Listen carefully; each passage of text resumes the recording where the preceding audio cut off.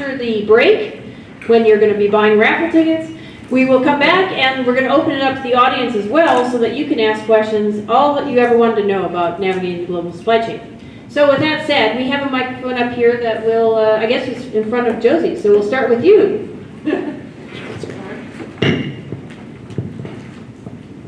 Okay, so one of the things I came across the other day, I was reading a textbook on global trade, and there was a chart in there that showed the growth trend from the 1950s through 2012. And the interesting part was we would all expect an upward trend, but the interesting part was that between 2002 and 2012, the bar more than doubled. So a lot of the growth has really taken place over the last 15 years.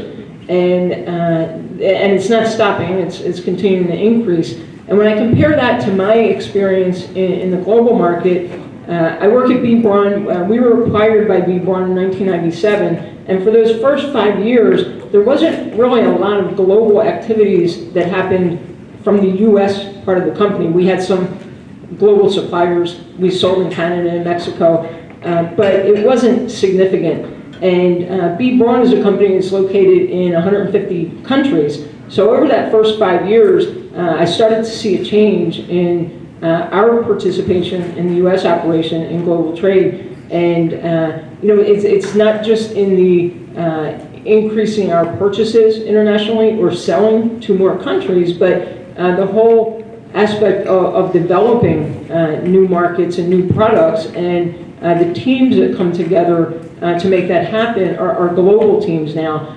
So, the extent of my experience is not global. It's really been more in the last 10 years that I've gotten involved. So I won't have as much history, but I certainly have some of the war stories of learning through doing. So we're definitely taking off in that direction, and it's going to continue. So we all need to be prepared for it.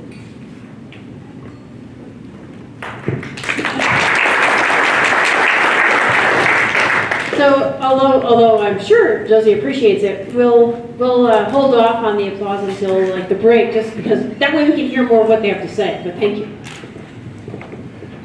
Good morning, everyone. As a young lawyer and having the opportunity to travel the world on business matters, I had to make some decisions early on about what I was willing to do and what I wasn't willing to do on behalf of my clients. And so one of the things I decided early on was I was not going to visit countries where they solve their disputes by shooting at one another. So, to this very day, that leaves out certain countries that I'm just not willing to visit at the present time. And that's really a focus of a lot of what I do for my clients, is I help them evaluate crisis versus opportunity. Out of every crisis can come opportunity. And where you may have opportunity, a crisis may subsequently arise that can completely disrupt all of your plans. And so keeping up with what goes on around the world is essential for anybody who's involved in supply chain from beginning to end. Today, unless you're really interested in importing rubble, you're probably not going to source anything from Syria for the next couple of years. So we have to keep up with the what I call flashpoints and the things that not only directly but indirectly can impact what you're trying to do and carry out good business.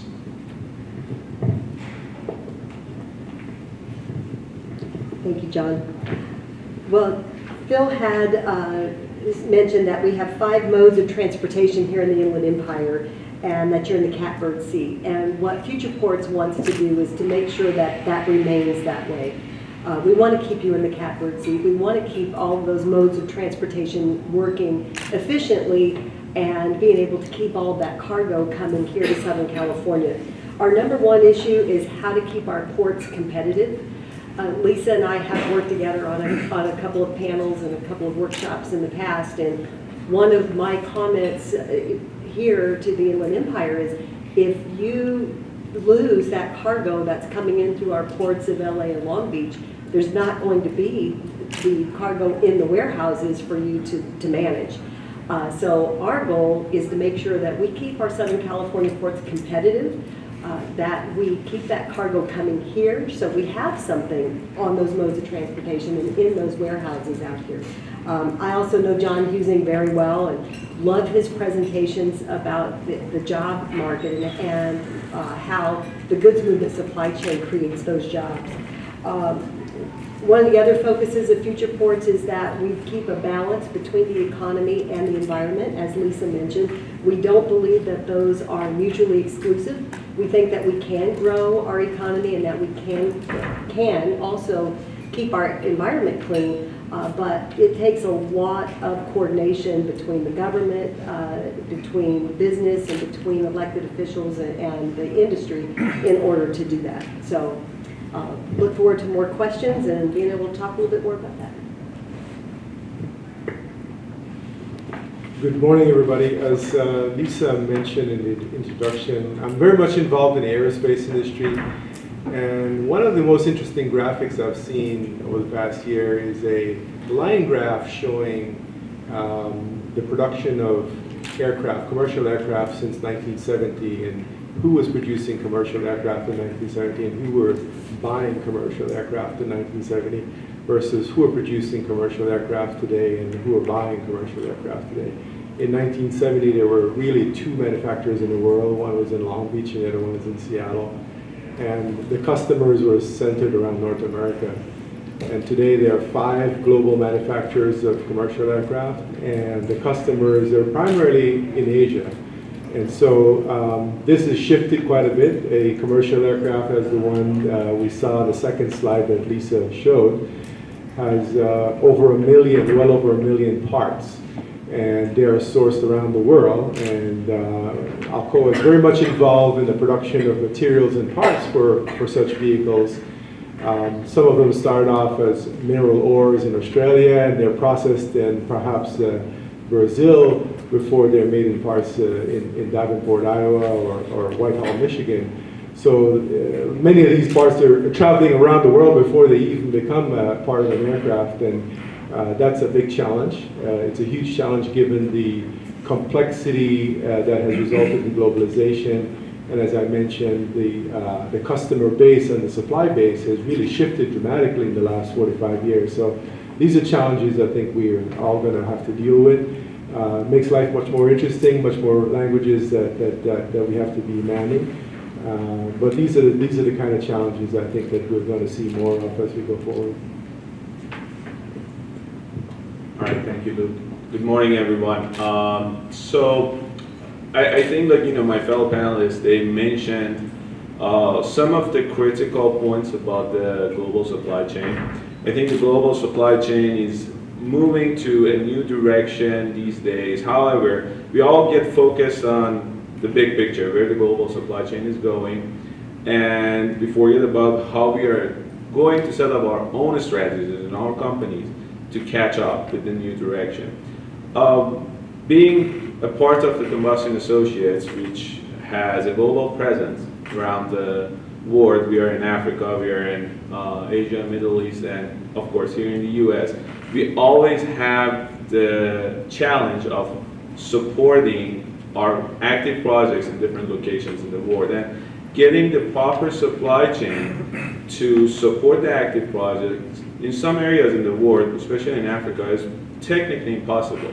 So with the way that the global supply chain is moving around the world and the way the projects are being developed, not necessarily where you have your biggest project and largest project, you are going to have the proper supply chain, and the global supply chain might not be even basically getting to that region and that area. And it's a big challenge, how you're going to basically connect the global supply chain and how it's going to progress to where you have major projects.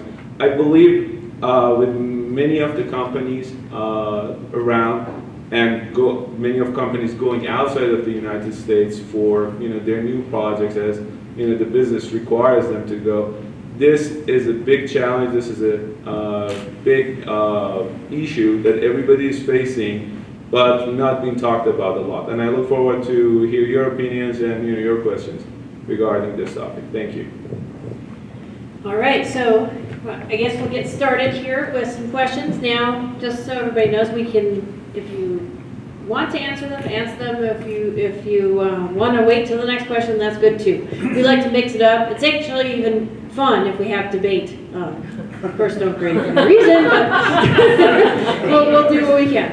So, what countries do you think are the ones we should be thinking about and watching right now in terms of the global supply chain? And take it from your perspective. So, Elizabeth, since you have the mic, do you see certain countries coming into the ports or out of the ports, or some changes, going with that? And then we'll tailor it to each person.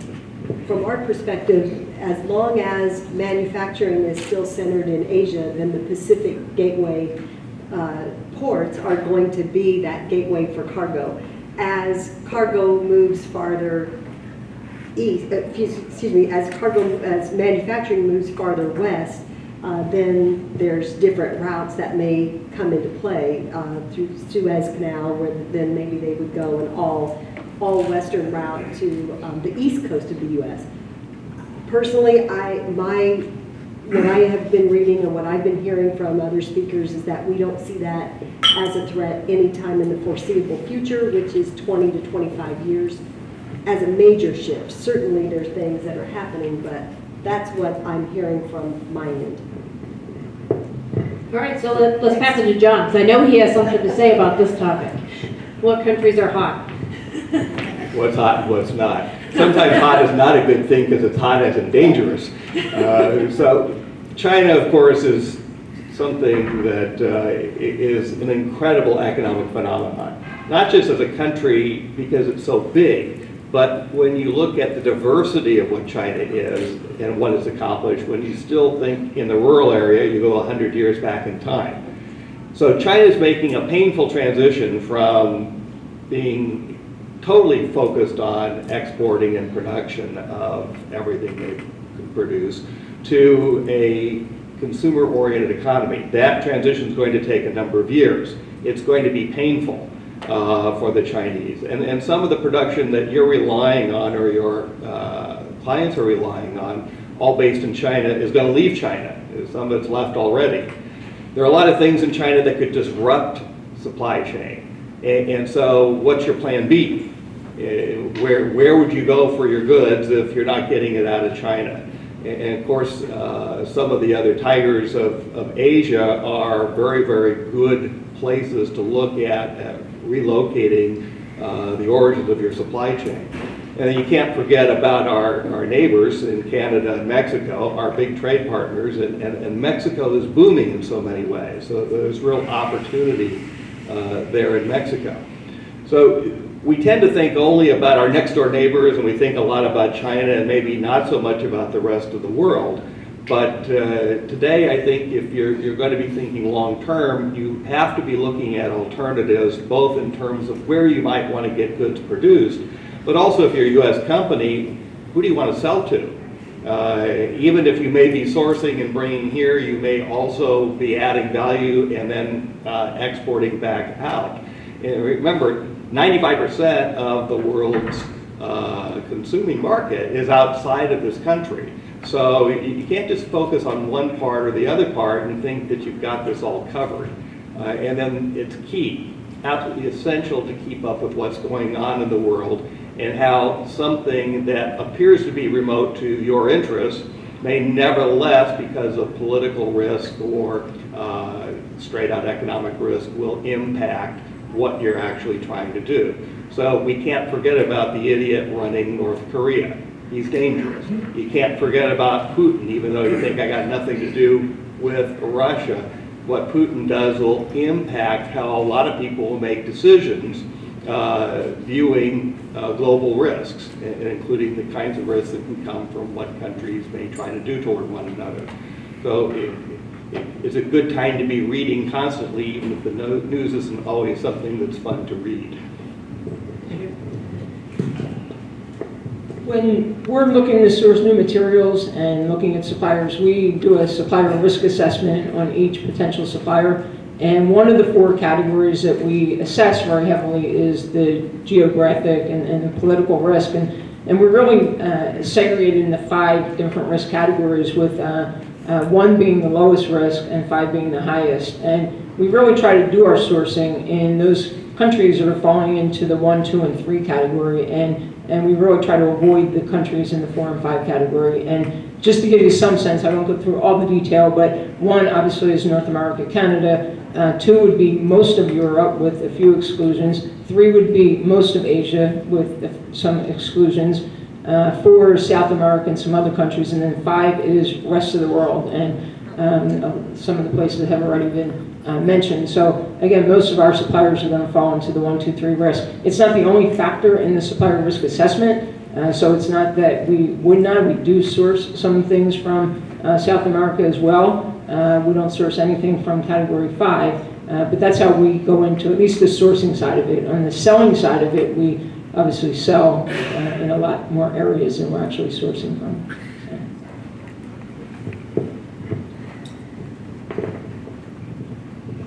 So I guess just a brief comment to add to what already been said. One of the big considerations for us that's emerged over, I would say, the last 8 years or so, is actually, I would say, legal risk or risk of corruption associated with a particular supply